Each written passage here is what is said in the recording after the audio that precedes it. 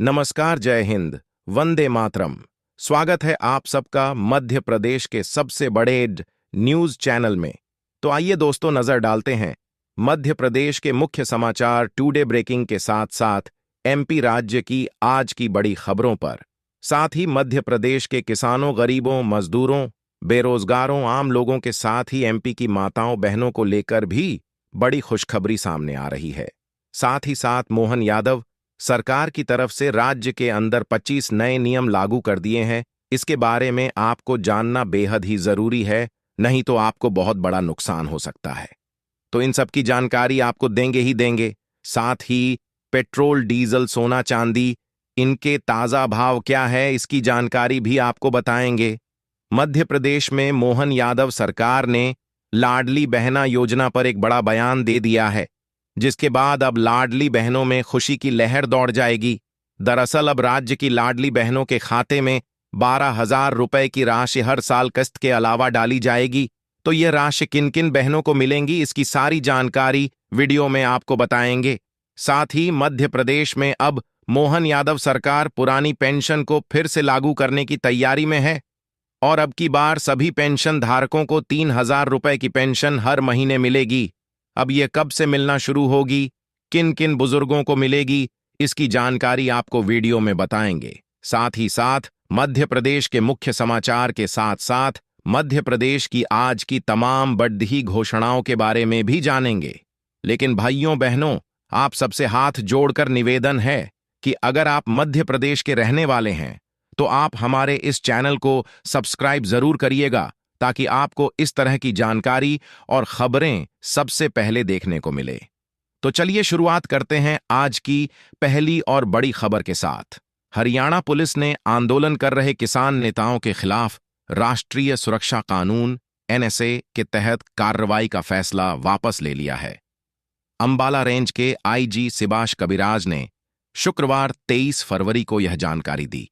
इससे पहले गुरुवार को अंबाला पुलिस ने कहा था कि प्रदर्शन के दौरान सरकारी संपत्ति को हुए नुकसान की भरपाई आंदोलनकारी किसान नेताओं से की जाएगी।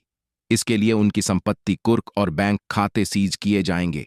इधर पंजाब हरियाणा के खनौरी बॉर्डर पर 21 साल के शुभकरण की मौत के विरोध में किसान शुक्रवार को देश भर में ब्लैक डे मना रहे हैं। संयुक्त किसान मोर्चा की गुरुवार को 4.5 घंटे चली बैठक के बाद यह फैसला लिया गया। इसमें 100 किसान संगठनों ने हिस्सा लिया। 26 को देश भर में ट्रैक्टर मार्च और 14 मार्च को दिल्ली में महापंचायत करने पर सहमति जताई। साथ ही नजर डाले अगली बड़ी खबर पर। मध्य प्रदेश के मुख्यमंत्री डॉ मोहन यादव आज बालाघाट के दौरे पर रहे। यहां सभा को संबोधित करते हुए उन्होंने कहा, इस बार हाईली और महाशिवरात्रि के कारण लाडली बहनों के बैंक खातों में राशि 1 मार्च को आएगी। मुख्यमंत्री ने रेंजर कॉलेज मैदान में सभा को संबोधित करते कहा कि भाजपा सरकार ने लाडली लक्ष्मी, लाडली बहना और कन्यादान योजनाएं चलाईं। विपक्षी नेता पूछते थे कि इन योजनाओं के लिए पैसा कहां से लाओगे, लेकिन हमने इसका प्रबंध किया। ये भाजपा की सरकार है, कोई योजना बंद नहीं होगी। हमारी सरकार के पास पैसों की कमी नहीं है। हमारा प्रधानमंत्री प्रधान सेवक है तो हम मुख्य सेवक हैं। बालाघाट में सीएम ने 700 करोड़ रुपए के विकास कार्यों का लोकार्पण और शिलान्यास भी किया। साथ ही नजर डाले अगली बड़ी खबर पर। मध्य प्रदेश में लहसुन के भाव आसमान को छूने लगे हैं, जिससे किसानों में खनुशी की लहात दौड़ गई है। इस बार लहसुन के ऊंचे भाव ने किसानों को खुश तो कर दिया, लेकिन चिंता भी बढ़ा दी। चिंता खेत में लहसुन को चोर बदमाशों की नजर से बचाने की, और इसीलिए मध्य प्रदेश में किसान अपने खेतों पर सीसीटीवी कैमरे से नजर रख रहे हैं। उज्जैन में तो एक किसान बंदूक के साथ खेत की रखवाली कर रहा है। इस बार मध्य प्रदेश में लहसुन के भाव 30,000 से लेकर 40,000 रुपए क्विंटल तक मिले। किसानों का कहना है कि बस इसी बात की चिंता है कि ऊंचे भाव देखकर कहीं खेत से फसल चोरी नहीं हो जाए। साथ ही नजर डाले अगली बड़ी खबर पर। मध्य प्रदेश में 25-26 फरवरी को फिर से स्ट्रॉन्ग सिस्टम एक्टिव हो रहा है। इस वजह से भोपाल, जबलपुर समेत 29 जिलों में गरज चमक के साथ हल्की बारिश होगी और बादल छाएंगे। वहीं इंदौर, उज्जैन में मौसम साफ रहने का अनुमान है। इससे पहले 24-25 फरवरी को भी बादल छाए रहेंगे, जेट स्ट्रीम की वजह से ठंडक रहेगी। मौसम वैज्ञानिक अशफाक हुसैन ने बताया कि अभी छत्तीसगढ़ के ऊपर साइक्लोनिक सर्कुलेशन सिस्टम एक्टिव है, वहीं ट्रफ लाइन भी गुजर रही है। इस वजह से बंगाल की खाड़ी से प्रदेश में नमी आ रही है। इससे हल्की बारिश का दौर जारी है। उत्तर भारत में 24 फरवरी की रात से एक और वेस्टर्न डिस्टर्बेंस पश्चिमी विक्षोभ एक्टिव हो रहा है। इसका असर 25 फरवरी से प्रदेश में दिखाई देगा।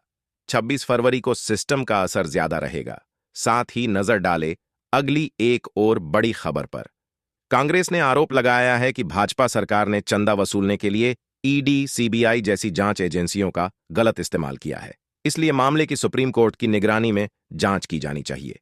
शुक्रवार 23 फरवरी को कांग्रेस नेता जयराम रमेश ने मीडिया से कहा कि 2018-19 और 2022-23 के बीच भाजपा को लगभग 335 करोड़ रुपए का दान देने वाली कम से कम 30 कंपनियों को केंद्रीय एजेंसियों की कार्रवाई का सामना करना पड़ा है। साथ ही नजर डाले अगली एक और बड़ी खबर पर। जबलपुर में लगभग 450 करोड़ की लागत से जबलपुर के डुमना एयरपोर्ट की नई टर्मिनल बिल्डिंग और अन्य निर्माण कार्यों का लोकार्पण प्रधानमंत्री नरेंद्र मोदी गुरुवार 29 फरवरी को वर्चुअली माध्यम से करेंगे। यह जानकारी लोक निर्माण मंत्री राकेश सिंह ने दी है। गौरतलब है, मुंबई दिल्ली की तर्ज पर डुमना एयरपोर्ट तैयार हो चुका है। अब बस इंतजार है सिर्फ लोकार्पण का। दरअसल डुमना एयरपोर्ट का विस्तारीकरण करीब 450 करोड़ से हुआ है, जिसे आधुनिक सुविधा से सुसज्जित किया गया है। अब दिल्ली, मुंबई जैसी सुविधाएं डुमना एयरपोर्ट में जल्द मिलेगी, जिसका फायदा एयरपोर्ट के यात्रियों को मिलेगा। साथ ही नजर डालें अगली एक और बड़ी खबर पर। आगामी लोकसभा चुनाव को देखते हुए मध्य प्रदेश के अंदर 1 मार्च से लाडली बहन योजना की नवी किस्त जारी की जाएगी। अब की बार यह किस्त 2100 रुपए आने का अनुमान है। यह किस्त 1 मार्च को जारी होगी, इसका ऐलान डॉक्टर मोहन यादव ने खुद किया है। साथ ही सीएम डॉक्टर मोहन यादव ने मध्य प्रदेश के अंदर पुरानी पेंशन को बहाल करने का आश्वासन भी दिया है। साथ ही नजर डाले अगली एक और बड़ी खबर पर।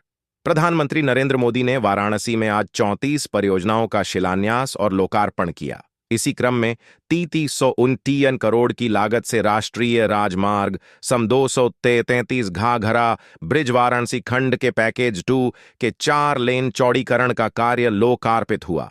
पूर्वांचल की जनता को समर्पित कर दिया। ब्रिज से काशी के लोगों को आवागमन काफी सुगम हो जाएगा। साथ ही नजर डाले अगली बड़ी खबर पर। प्रवर्तन निदेशालय ईडी ने शराब नीति घोटाला मामले में दिल्ली के मुख्यमंत्री अरविंद केजरीवाल को आज 22 फरवरी 7वां समन भेजा है। एजेंसी ने उन्हें 26 फरवरी को पेश होने को कहा है। अब तक एक बार भी केजरीवाल एजेंसी के सामने पेश नहीं हुए हैं। आम आदमी पार्टी एजेंसी के समन को राजनीति से प्रेरित बताती आई है। इससे पहले एजेंसी ने 17 फरवरी को छठा समन भेजकर केजरीवाल को पूछताछ के लिए बुलाया था। तब एएपी ने कहा था कि ईडी के समन गैरकानूनी हैं। जब समन की वैधता को लेकर कोर्ट में सुनवाई चल रही है, तो बार बार समन भेजने की जगह एजेंसी को कोर्ट के फैसले का इंतजार करना चाहिए।